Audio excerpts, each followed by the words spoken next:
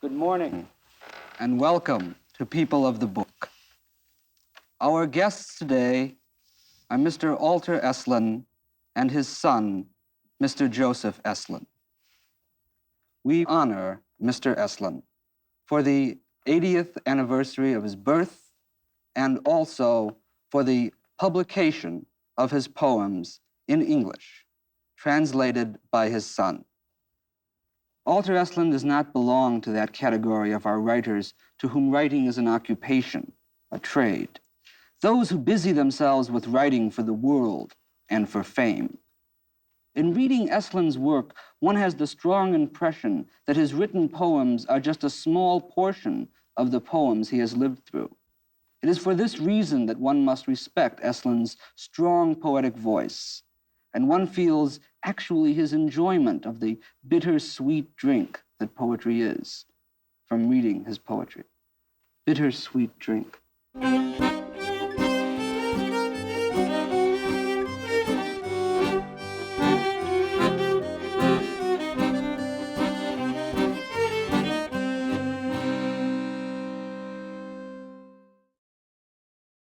Vorsichtig, tritt nicht schwer. Zerstört nicht im Schlummer. Hab sich kaum der Schlepp daher, namenlos wie eine Nummer.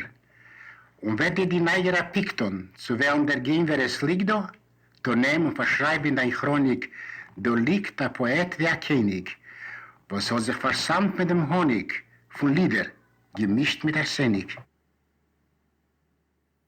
When he began to write poetry, he asked himself, what is the point of what I'm doing? And his answer was, he deliberately chose subjects, themes that are dark. Loneliness, guilty conscience, the tribulations of being a craftsman, things that are frightening, in order to confront them. And by means of the power of his craft, to defy them, to survive them.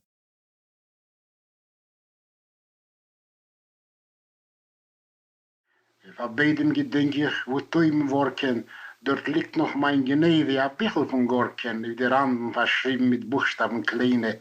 Ich will ich einmal schreiben, Lieder als seine. He was born Orkeh Serebrenik in a shtetl, part of Tchernigov, which is alongside the river Desna. I don't have a good picture of the shtetl, but I have a vivid idea of what their home was like. It was one large room, and the only main artifact in the home was this long stone oven, which was the source of heat in the wintertime, where all the cooking was done, and where they all slept. The bedding was straw. But for a family of two parents, a grandparent, and at least four siblings, that was a small place. His father, Yosl Serebrenik, was a cattle dealer whose life came to a sudden end. He had a prize bull that he would bring to the neighbor peasants to breed their cows. The bull somehow got loose and charged him. He was instantly killed. In 18 Jahren älter bin ich gewesen schon ausgebunden mit Hunger und Schommewunden. Also wie man kann nicht an Heimland vergessen, gedenke ich nicht für Sporen von Essen. Brot mit Kapchonke vertrinke mit Wasser. Klein wie ich bin schon ein Skorpion, ein Hasser. His mother came to him and she said to him, Orkeh, I can't feed all of you. I'm going to have to send you off to work. And my father had no choice. She said, you're going to learn to be a carpenter. She said to him, Orkeh, komm nicht zurück. Don't come back. So with that, off he went to become a carpenter, which was the vocation that he had to live with the rest of his life. Vers hat vom bändige Bücher gelernt, Edelkeit, feine Manieren, Glorie von Völker, Nehmen von Sternen. Mir hat das Leben gegeben, a Rassenmotore, oxischen Nacken zu schleppen, a Gerla schweren. Händ wie Euchel stammen und a Feingefühl für Jamben und Grammen. He finished the apprenticeship and returned home, at which point he discovered his family had arranged to send him to the United States. Mir ist beschert dem König Macbeth, a finsterer Kruisal beim Breck von Atom und hat mit sein Thron war hinzutun. Mein Bitterkeit Mond, mein Misere rät, und da steh ich jetzt mit 1000 in Reihen, in Ringstock, wo alle speien, von dannen mein Lied und Wehmut.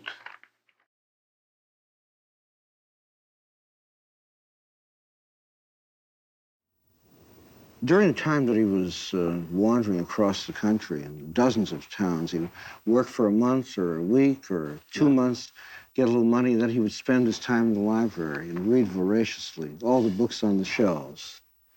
And it was at that time that he became enamored and intrigued by the work of some Yiddish poets. He would work for a week or two, take the money, get himself a room, and spend days and days and days reading Yiddish and English. Mein Schochen hat alles, die Breit, die Land, die Ruhm. Sein Leben spielt wie ein lustiger Walz. Sein Name brennt wie ein Feierschild, was hängt in mitten Stadt. A Knecht ist immer viele Gott. Ich bin Orem, ich hab gar nicht. Nur a Hammer, a Säg und a Dlott. Und a Dämon, was leucht in mein finstere Lied. Und a Trär, was brennt in mein Gefühle zu Gott.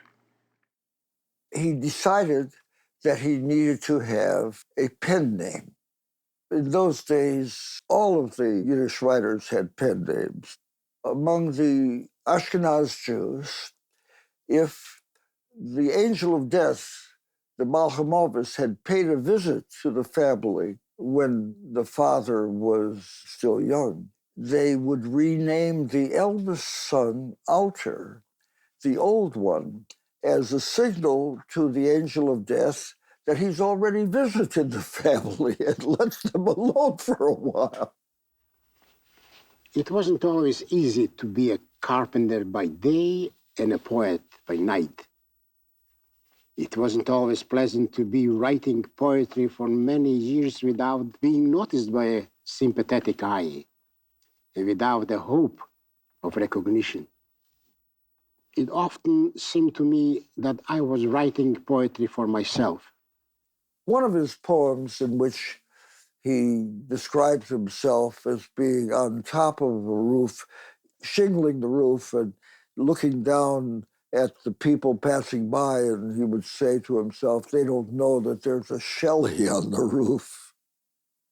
He became widely known amongst the carpenters in Milwaukee that he was an excellent finisher. They would employ him to put in the final touches of a room being built. My father had this community there that of those who were literate in Yiddish and understood it, they realized that he was an extraordinarily gifted member of the community. He wasn't tall, but he was enormously strong, very handsome face, and a shock of brown hair that, for the most part, was uncombed. He was very strong, but very gentle. Doch von mein Sedelswald und von schwarze Plitten, wo der Dnepper quallt, ist mir bekannt der Riech von Holz. Der Glanz von weiße springende Spänner hat oft mein Ei geblendet. Wie vom Mal hat stolz mein Herz geklappt, noch Tag von mir und Sieg über ein Klotz und Brett, bis Fertigkeit von Tisch, Schrank, Buffett. He had a whole involvement with his craftsmanship that was part of his nature, and it tied in his craftsmanship and his poetry. They were of the same order of importance to him. Sometimes he would be at work and an idea would come to him. He would be in the process of hanging a window frame and not having anything to write on. He would inscribe the lines on the frame, and then he would finish the job and the frame would be intact. And he would wait till everybody had gone home and he would rip open what he had done so that he could then transcribe. Und die Freude von machen schön nötige Sachen ist mit Hyperkuschen, Glätten, die glatte Oberflächen, von Gesingsen, Karmisen, Fuges und Panelen. Wenn Hanoi von irgendeinem Beschaff singt tief und Herz schlägt stark.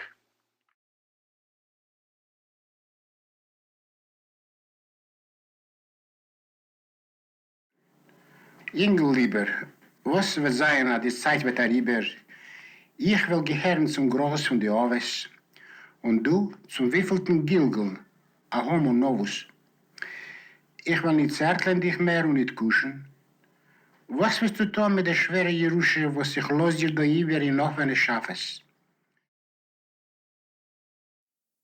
The first language that I spoke was Yiddish. Partly, I've lost the fluency. My father had the notion that if I continued to be fluent in Yiddish, that would somehow imprison me on the kind of life that he had led.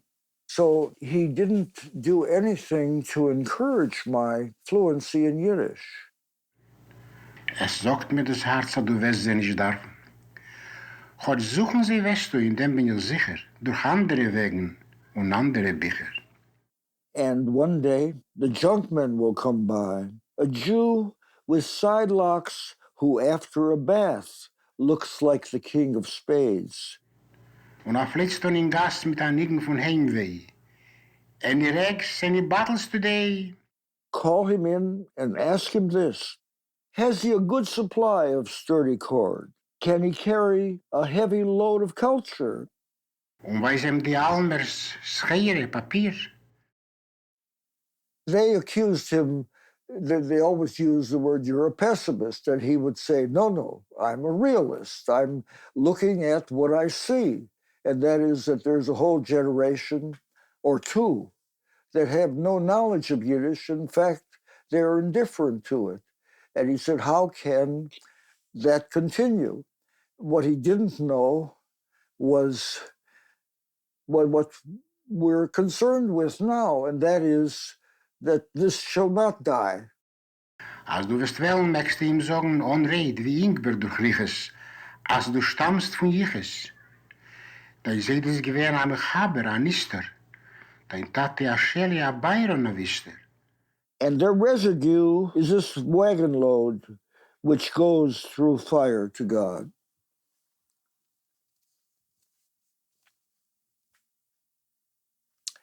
Yeah, well, that poem has stayed with me and has sort of overwhelmed the balance of my life because it's my answer. My answer is, you're wrong. It isn't going to the junk man.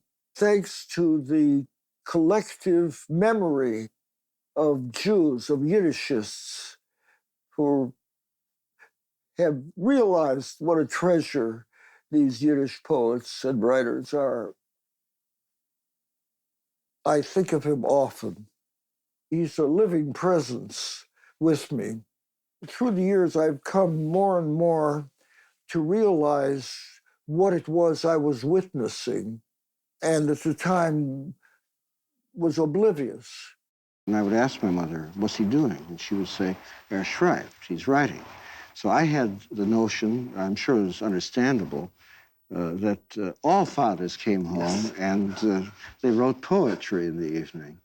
And I formed the conviction that everybody starts out wanting to be a poet, and it's only when they find out that they can't be that they try something else. I still think that today. His model for me is that worldly success is overvalued. We were desperately poor, and yet my childhood, I remember it as being a happy one. I had grown up with the idea that I would be a writer. I didn't try to write poetry because there was something that told me that I would be trying to compete with my father. I learned love of words. That was the one true gift that I did learn from him. He has a poem about how when he was a kid, he didn't realize how powerful words were. And that's true. Words are at the heart of humanity. And I live with that in mind.